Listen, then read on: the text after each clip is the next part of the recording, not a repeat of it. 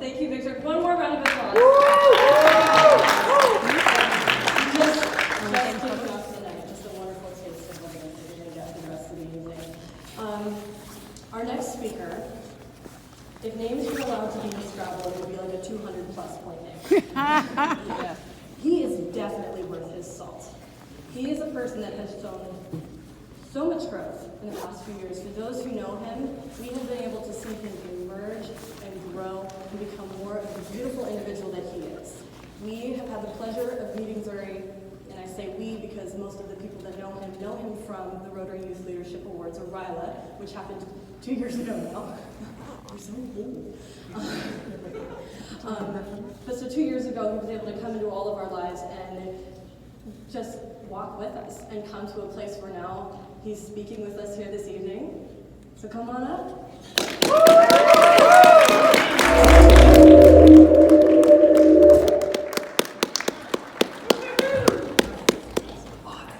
Thanks, Morg, so much for that introduction. We finally figured out the head thing, so hopefully we get less feedback.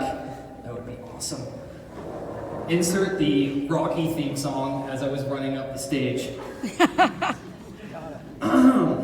All right, thank you, Morgan, for that awesome introduction. And thank you, Vicky, for sharing a little bit about Brene Brown. Brene Brown's had a huge impact in my life the last couple of years. And that's actually kind of ties in and sets me up perfectly for what I'm going to be talking about today. But before I get into it, who's excited for tonight? Woo!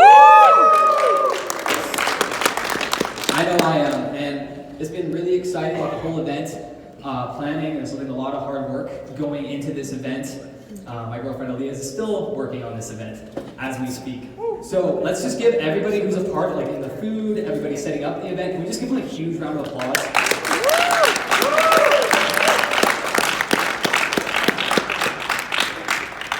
Okay, so I also want to preface for my speech, before I get too into it, I know for the sake of the topic, Rotarex, the spirit is to see the lens through my world. And so I really want this message to resonate with everyone in the audience, but my experience as a younger male, where's my fellas in the audience? Yeah, so this is more tailored to, it might be a little bit more relatable for guys, but I want it to be able to be relatable to girls indirectly so they can understand their men a bit better. And so, that being said, growing up, I always was fascinated with the concept of being a man, and manlyhood, and manliness. And so, being a man, in my mind, was Brad Pitt in Fight Club. Who here's seen Fight Club? Yeah, so Brad Pitt, he's a handsome dude, too cool for school. The guy's jacked, he's kicking ass and taking names. And he is the epitome of the traditional view of masculinity.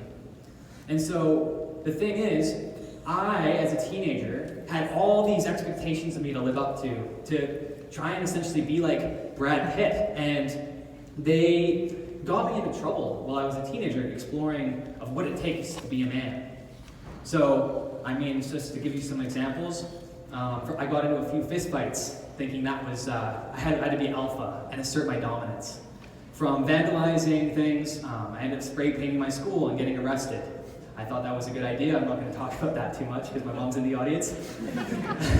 But from getting arrested to binge drinking and partying, because that's what men did in my eyes when I was younger. And even having the concept of treating girls poorly in order to get them to like me. Like, who came up with that idea in the first place? Who thought, hey, Jim, you think I could get Susie to like me if I think her dress is ugly? And I tell her that? Like, where even was the concept behind that? But I literally saw my friends doing that in high school and it worked for them. All of a sudden, girls liked them. It never worked out for me though, and so I gave that up eventually. So, being a man was really confusing. On the one hand, I had to be strong and courageous, even when I didn't always feel like being top dog. I wasn't allowed to express my emotions. I had to bottle them up inside because I didn't want to get perceived as being gay or feminine. So those two things controlled a lot of my life throughout high school and even the first few years of university. And so I recently read this book called The Mask of Masculinity. Has anybody heard of Lewis Howes? A few of my boys. The funny thing is, I told both those guys about the book. So I'm going to reference this book a little bit. And essentially, Lewis Howes in this book talks about the 9 different masks that men have been bound to when it comes to masculinity. And we have all these societal expectations of what it takes to be a man, that we end up playing these certain roles that get in the way of us from actually connecting with both men and women.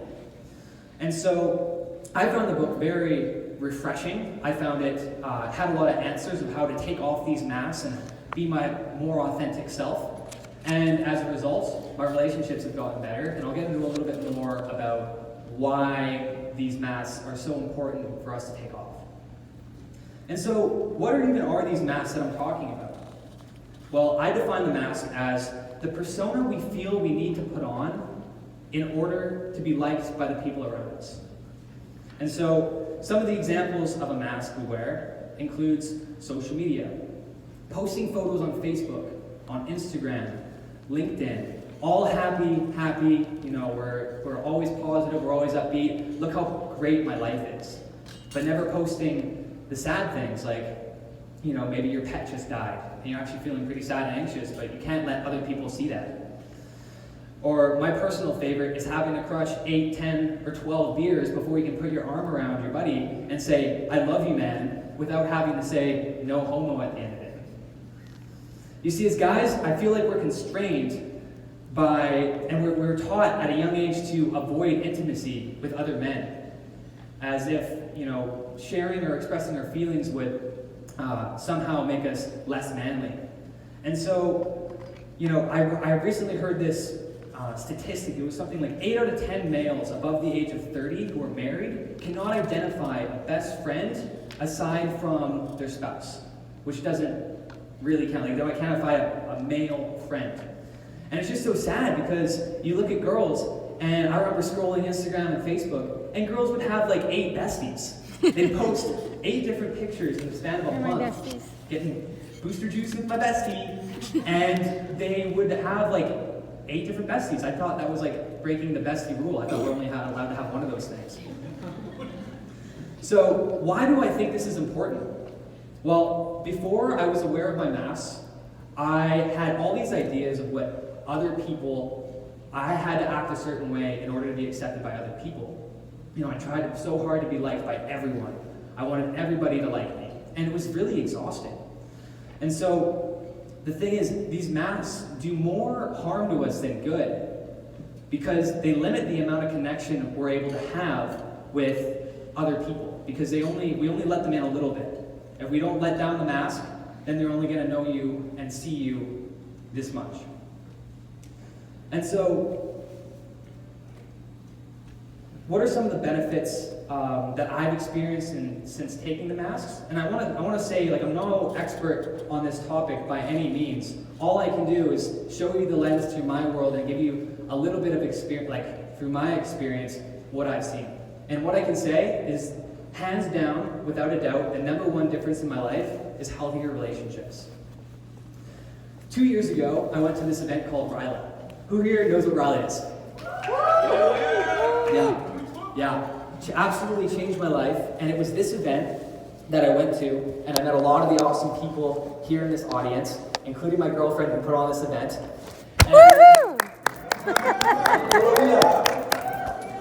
And I got to meet a lot of awesome people. And the reason this place is so powerful, and I strongly recommend if you haven't heard of this place, and you're between the ages of 18 and 30, that you find someone who put their hand up and gave a little cheer and ask them about it, because it's a life-changing place. And so how did my relationships get better? Well, I stepped into this event 2 years ago, and it was really interesting because I had so many masks going in. I had so many different roles I had to play. But then we start having these leadership activities, and we start having these debrief discussions, and we got to share how we really felt about stuff. And that was really powerful because normally I'd only share a little bit. I'll just give you a little dose of Zuri. It's enough to make you like me. Because if you know all of me, you're not gonna really, you wouldn't understand. And so what I found is that these people, they understood. and all of a sudden I had to try less, and I'm still accepted by them. And so, healthier relationships was number one, and number two was increased self-esteem and quality of life. So how did my self-esteem go up? Well, all of a sudden I'm not trying so hard to be liked by other people. I'm totally comfortable in my own skin that I don't need the approval of others. And so life is way less stressful, and it's actually a little bit liberating once you're able to let down the mask and be your authentic self. Lao Tzu said it best. He said, "He who knows others is wise, but he who knows himself is enlightened." So we've discussed some of the benefits of removing the masks. Now I want to talk about four examples of masks that are prevalent in today's society, especially around young men. And I've personally had my experience with each of these things. And so, number one is the alpha mask. And I want to share a quote from Lewis Howes' book that describes the alpha mask perfectly. At the most basic level,